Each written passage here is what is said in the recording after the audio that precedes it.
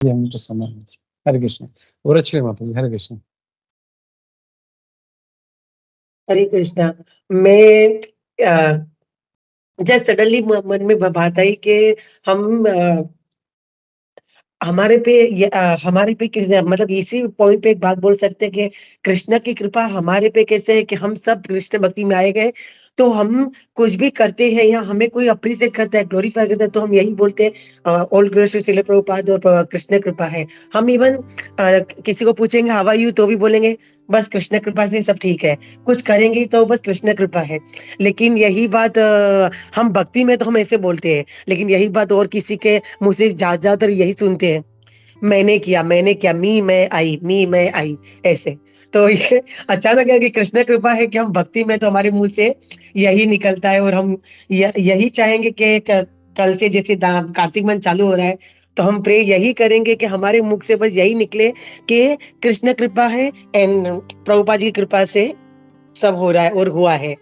तो इस इसी से मैं बोलूँगी कि आप सबको कार्तिक मंथ की बहुत-बहुत बधाई हो और जो लोग भी फास्टिंग रखना चाहेंगे, वो बहुत ही अच्छे से रख सकें और बहुत भक्ति कार्तिक महीने में से और उनकी भक्ति आगे बढ़े, आप सबकी यही प्रे करेंगे। थैंक यू सो मच प्रभु जी, दंडवत प्रणाम सभी को।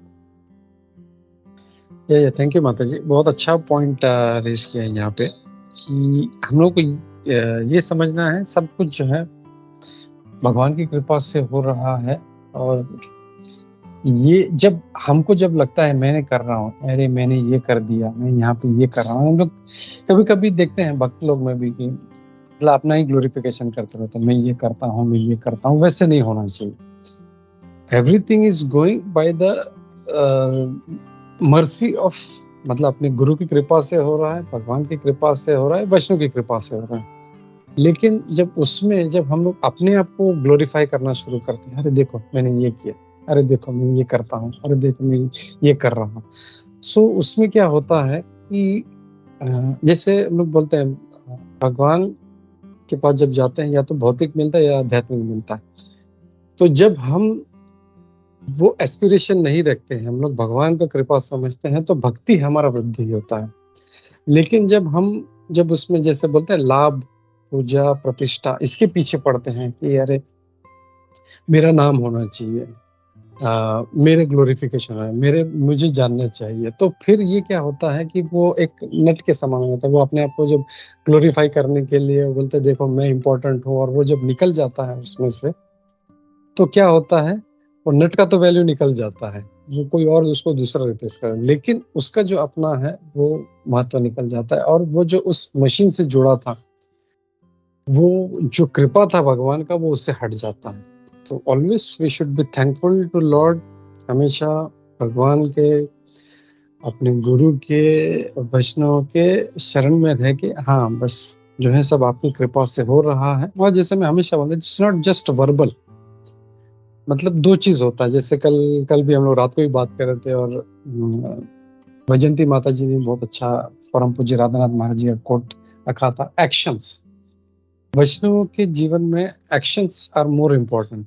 हम लोग बोलते हैं ना, तो it should match with our actions. हमारे जो एक्शंस हैं, हम भले बोले नहीं, लेकिन हमारे एक्शंस वैसे हो तो इट इज मोर अप्रिशिएटेड। और भगवान फिर जो देखते हैं, तो फिर उसको फिर और उसको भक्ति में आगे बढ़ाते हैं। और फिर जिसको लाभ, पूजा, प्रतिष्ठा चाहिए, तो उसको लाभ, पूजा, प्रतिष्ठा मिलेगा, लेकिन भक्ति से उसका कोई कनेक्शन। जैसे हम लोग नेटवर्क डिवोशन में भी पढ़ रहे थे, अगर उसका जरा भी भौतिक आसक्ति है, तो कभी उसको वो रियलाइज ही नहीं करेगा, उसको आनंद ही नहीं आएगा।